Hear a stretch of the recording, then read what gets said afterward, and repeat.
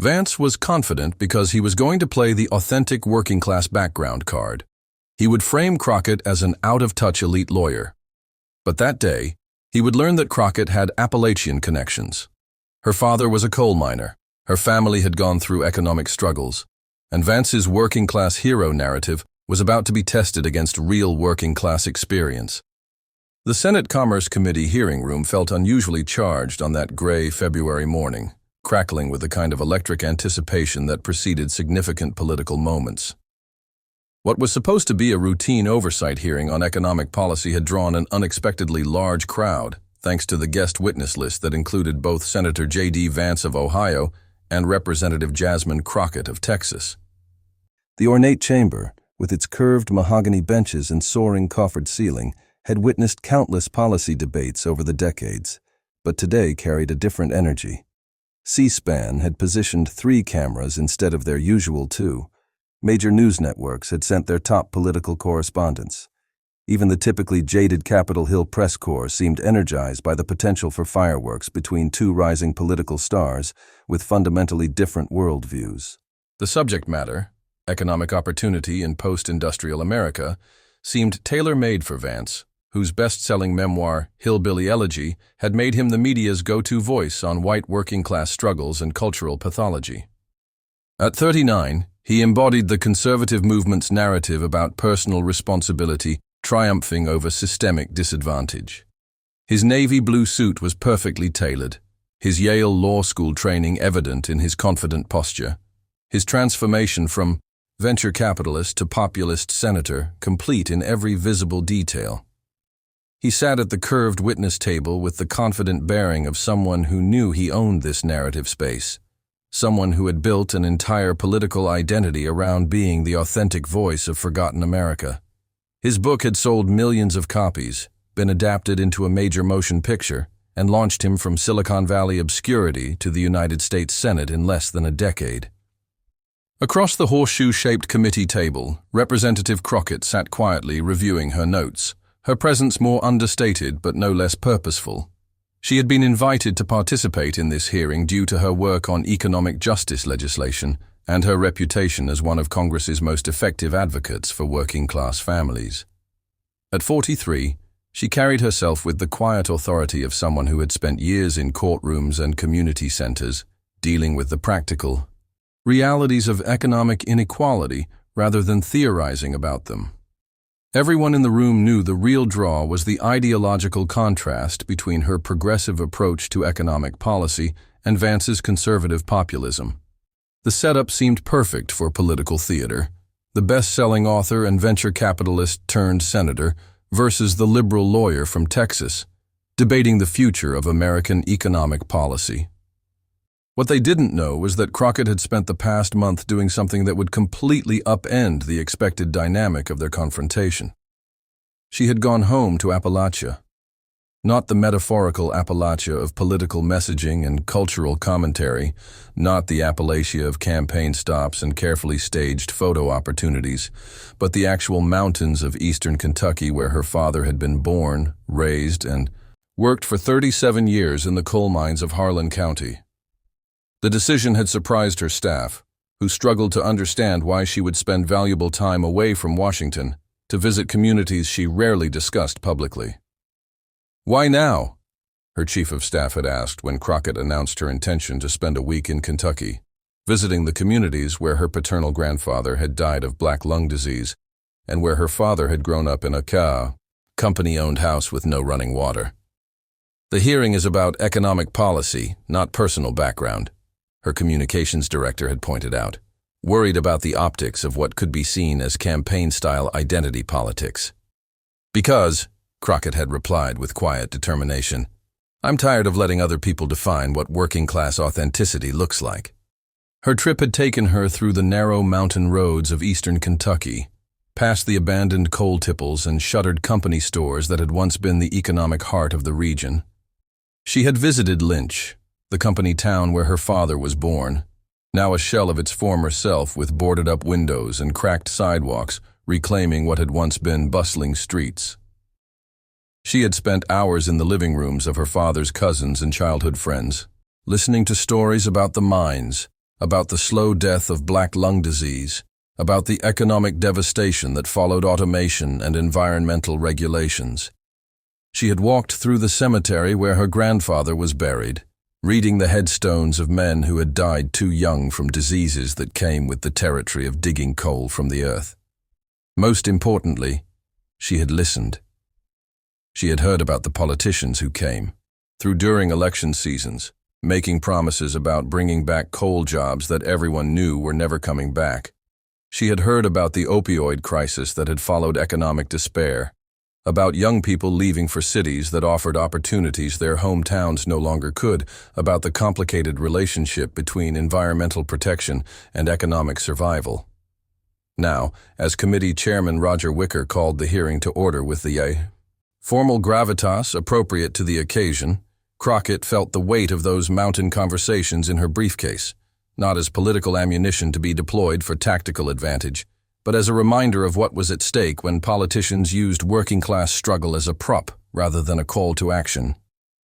"Ladies and gentlemen," Chairman Wicker began, his Mississippi drawl carrying the authority of someone who had chaired countless such hearings, "we gather today to examine one of the most pressing challenges facing our nation: how to create economic opportunity in communities that have been left behind by globalization and technological change." He gestured toward the witness table with ceremonial formality. "We are fortunate to have with us today two distinguished public servants who bring different perspectives to these challenges. Senator J.D. Vance of Ohio, whose personal experience and scholarly work have illuminated the struggles of post-industrial America, and Representative Jasmine Crockett of Texas, whose legislative work has focused on economic justice and opportunity." Wicker consulted his prepared remarks. "Senator Vance, you've written extensively about economic displacement in America's heartland. What do you see as the primary barriers to economic opportunity in post-industrial communities?" Vance leaned into his microphone with practiced ease, his voice carrying the confident tone that had made him a sought-after speaker on the conservative circuit. "Thank you, Chairman Wicker. Having grown up in one of these communities, I can tell you that the biggest barrier is often a culture of dependency that's been created by decades of failed liberal policies." He gestured toward the gallery, where several audience members, conservative, policy advocates and Vance supporters who had come to witness what they expected would be a showcase for his populist messaging, nodded approvingly. "What we need is not more government handouts, but policies that encourage personal responsibility, family stability, and economic self-reliance." It was vintage Vance, the authentic voice of working-class America, speaking hard truths about cultural pathology and personal accountability. The kind of message that had made him a conservative media darling launched him into the Senate and established him as a potential future leader of the Republican Party. "The liberal establishment," Vance continued, warming to his familiar theme, "wants to convince working-class Americans that they are victims of systemic oppression who need government intervention to succeed. But what I learned growing up in Middletown, Ohio, and what I wrote about in Hillbilly Elegy, is that the real barriers to success are often cultural: family breakdown, educational failure, substance abuse, and a welfare system that rewards dependency rather than achievement." He paused for effect, his Yale law training evident in his careful pacing and rhetorical structure. "Representative Crockett and I may disagree on policy solutions, but I hope we can agree that the goal should be empowering people to lift themselves up, rather than creating permanent dependence on government programs." The committee room stirred with the familiar energy of political positioning, reporters scribbling notes about Vance's latest articulation of conservative populism, Democratic staffers already preparing talking points to counter his narrative. But when Chairman Wicker called on Representative Crockett for her response, the room's energy shifted in a way no one had expected. "Thank you, Chairman Wicker," Crockett began, her voice carrying a slight accent. That seemed more pronounced than usual, a mountain cadence that hadn't been present in her previous congressional appearances. "Senator Vance talks about growing up in these communities, and I respect his experience. But I want to share some perspective from my own family's experience in these same communities." Vance looked up from his notes with mild curiosity, clearly not expecting this direction. This wasn't the usual progressive response of citing statistics about income inequality or denouncing Republican policies. This was something different, something more personal.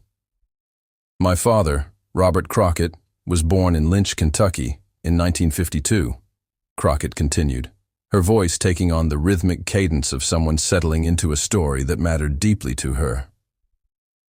Lynch was a company town owned by U.S. Steel, built around the coal mines that employed nearly every man in the community. She paused, letting the geography sink in for everyone in the room. Lynch, Kentucky, was deep in Appalachian coal country, about as authentically working class as it was possible to get, the kind of place that existed in the American imagination as the epitome of blue-collar struggle. My grandfather, James Crockett, worked in those mines for 41 years, she continued, her voice carrying the weight of family history. He started when he was 16, lying about his age to get work during the Depression. He died of pneumoconiosis, black lung disease, at the age of 63, 2 years before I was born. The room had grown noticeably quieter, the usual rustling of papers and shifting in seats subsiding as everyone recognized that something significant was happening. This wasn't the usual progressive talking points about economic inequality delivered in the abstract language of policy analysis. This was personal testimony rooted in the same geographic and cultural landscape that Vance claimed as his own political territory. My grandmother, Ruth Crockett, raised 8 children in a company house with no indoor plumbing until 1967, Crockett said, consulting notes that weren't policy briefings but family memories. She took in washing from the mine supervisors' families to make ends meet, scrubbing clothes on a washboard beside the creek that ran behind their house. Vance was beginning to look uncomfortable, sensing that his usual narrative framework was being challenged by someone who could match his Appalachian credentials with her own family history. My father left Kentucky when he was 18, Crockett continued, not because he lacked personal responsibility or family values, but because the coal company had automated most of the mining operations, and there were no jobs left for young men, who didn't want to die underground the way their fathers and grandfathers had. She looked directly at Vance, her gaze steady and unflinching. Senator Vance, in your book, you write about the culture of dependency that develops in communities where people expect government assistance rather than taking personal responsibility for their economic circumstances. I'm curious about your thoughts on the coal industry's relationship with government subsidies. Vance shifted slightly in his chair, recognizing that this wasn't the question he had prepared for. His usual talking points about cultural pathology and liberal policies didn't apply to an interrogation of corporate welfare and industry subsidies. Representative, I think there's a difference between strategic economic support for key industries and creating long-term dependency among individuals.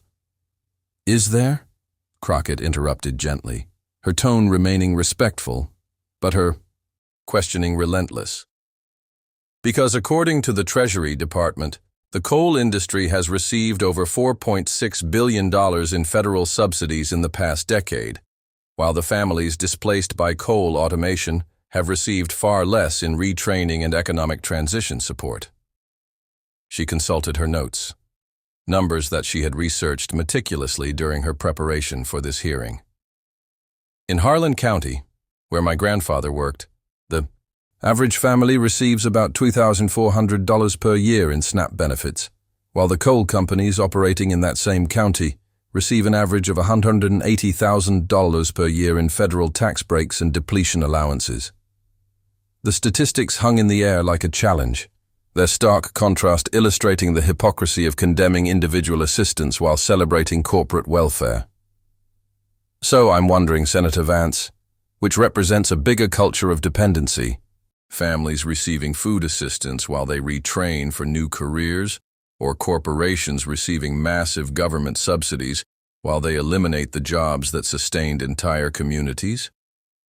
Vance looked uncomfortable for the first time since the hearing began, his usual confidence shaken by the precision of Crockett's challenge. Representative, I think you're conflating industrial policy with individual welfare. Am I? Crockett asked, her prosecutorial training evident in the way she pressed her advantage.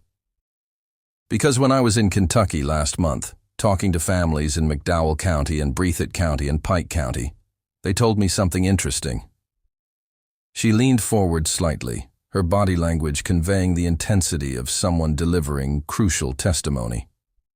They said that the politicians who lecture them about personal responsibility and self-reliance are often the same politicians who vote for corporate welfare programs that dwarf any assistance going to working families. Crockett pulled out a document from her briefcase, handling it with the careful precision of someone presenting evidence in a trial.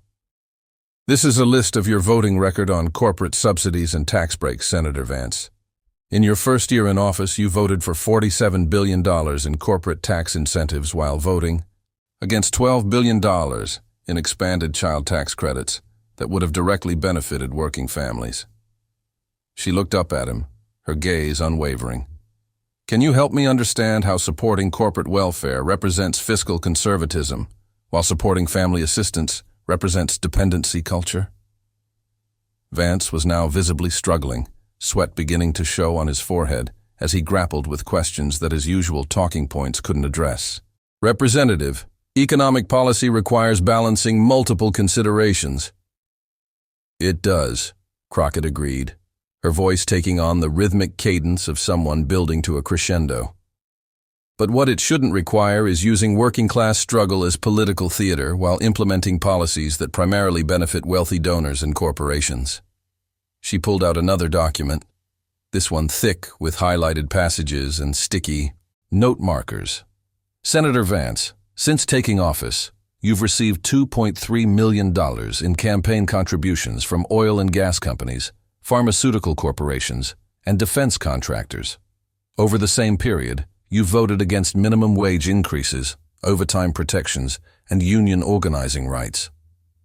Crockett's voice grew stronger, taking on the passionate intensity that had made her a formidable prosecutor and effective legislator. So I have to ask, who exactly do you represent? The working class communities you write about in your book? Or the corporate interests that fund your campaigns? The room was electric with tension now, the polite formalities of congressional hearing procedure giving way to something more raw and confrontational. This had moved far beyond policy disagreement into questions of fundamental integrity and authenticity. Reporters were leaning forward in their seats, recognizing that they were witnessing something extraordinary. Vance's supporters in the gallery looked uncomfortable, their champion clearly struggling under unexpected pressure. Vance tried to regain his footing, falling back on the rhetorical strategies that had served him well in media appearances and campaign rallies. Representative, I think you're making unfair assumptions about my motivations. I'm not making assumptions, Crockett replied firmly, her voice carrying the authority of someone who had spent years making cases in courtrooms.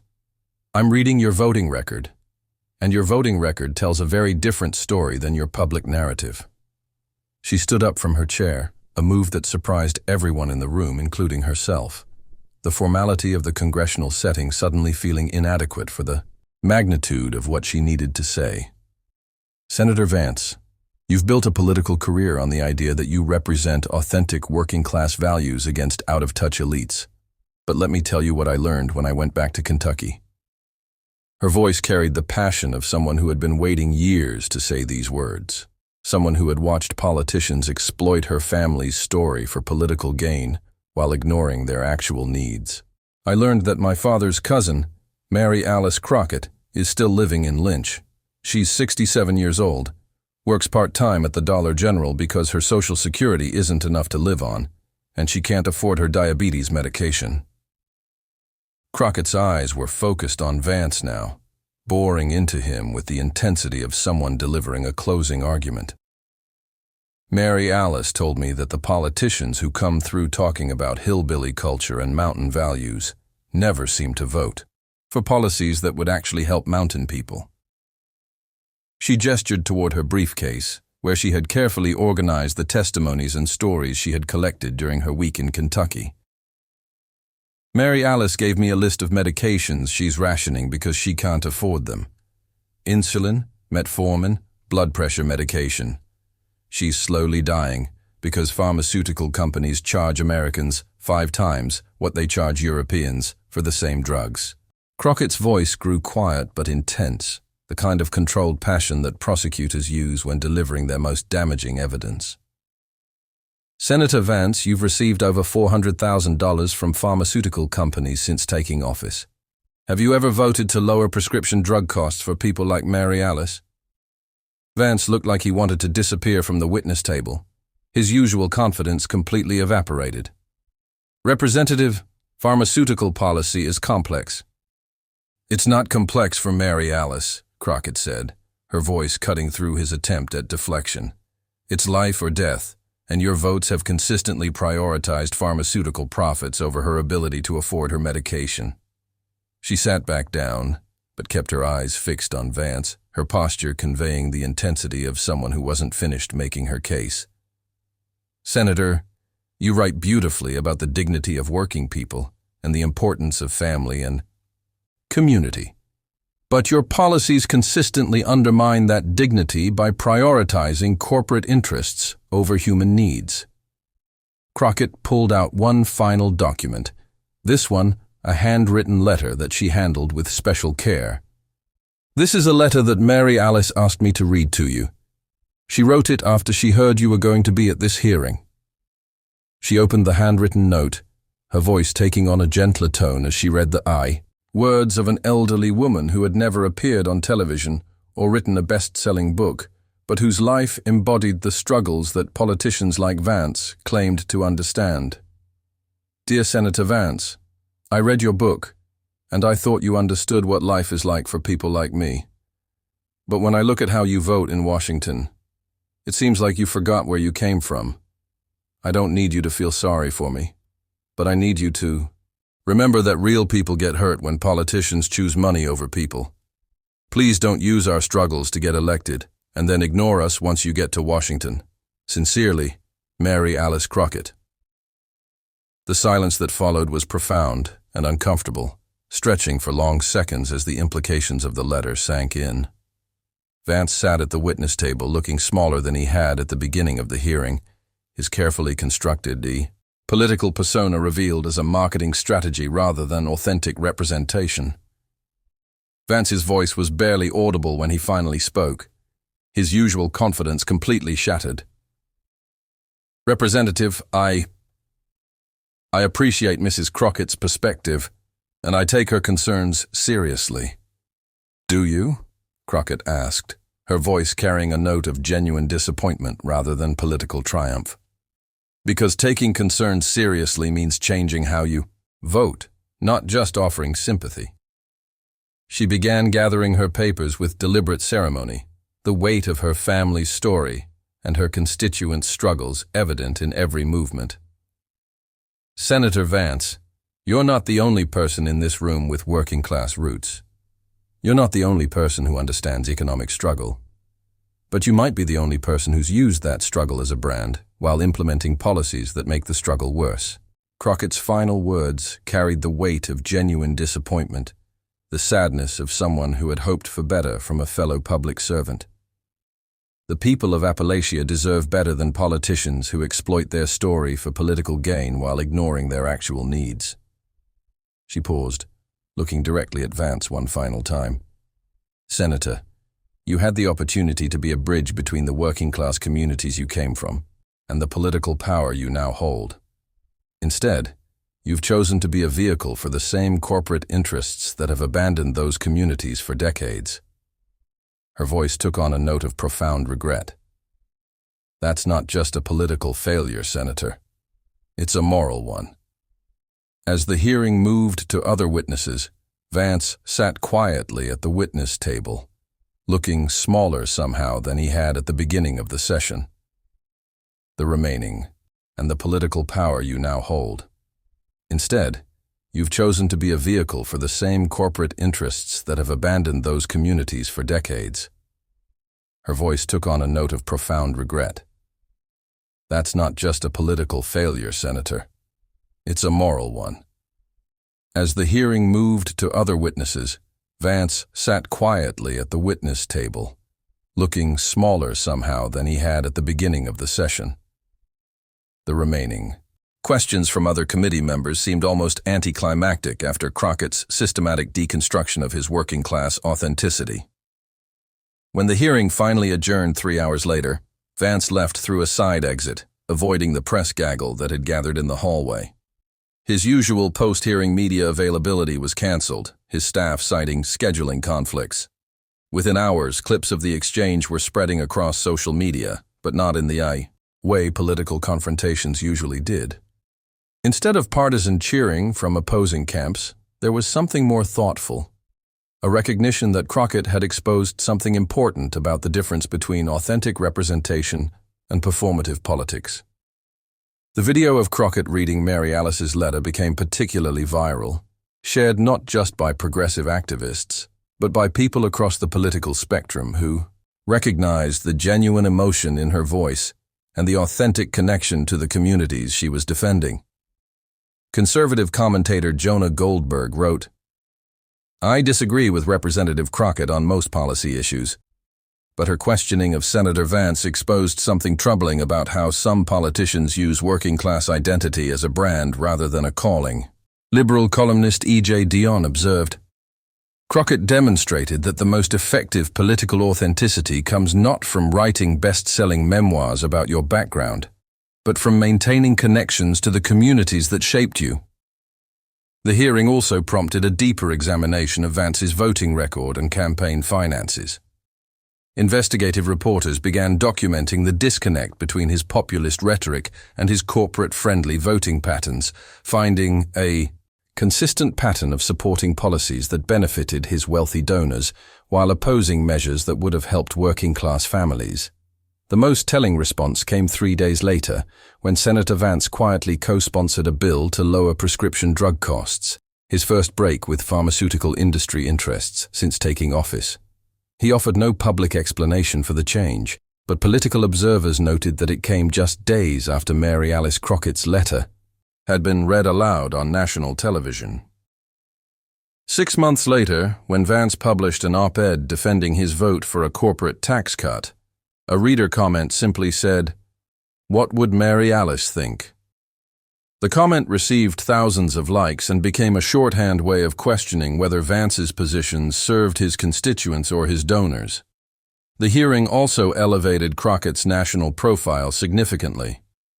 She was invited to speak at union conventions, progressive conferences, and even some conservative events where her message of authentic working-class representation resonated across partisan lines.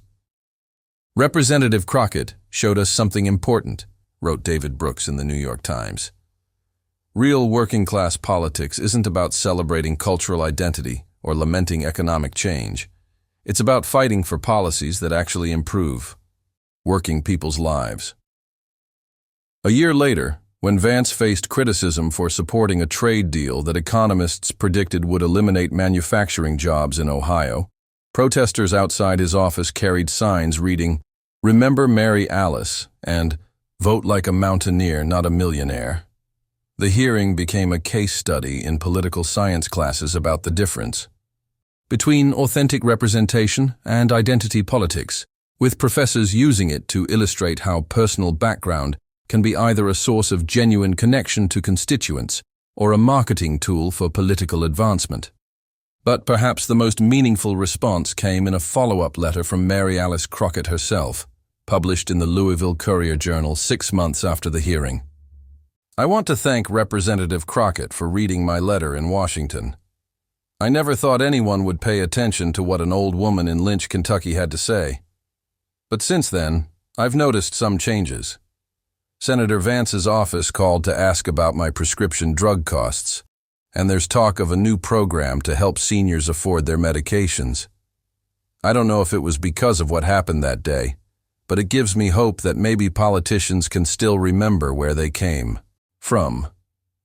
Because sometimes the most powerful critiques come not from political opponents, but from people who share your background and refuse to let you exploit it for political gain." The Crockett-Vance hearing became a defining moment in American politics, proving that authentic representation requires more than compelling personal narratives. It requires the courage to fight for the communities that shaped you, even when that fight conflicts with the interests of those who fund your campaigns. If this story reminded you that authentic representation means fighting for your community, not just talking about it, make sure to subscribe for more stories of people who prove that working-class values are about lifting others up, not climbing ladders built on their struggles.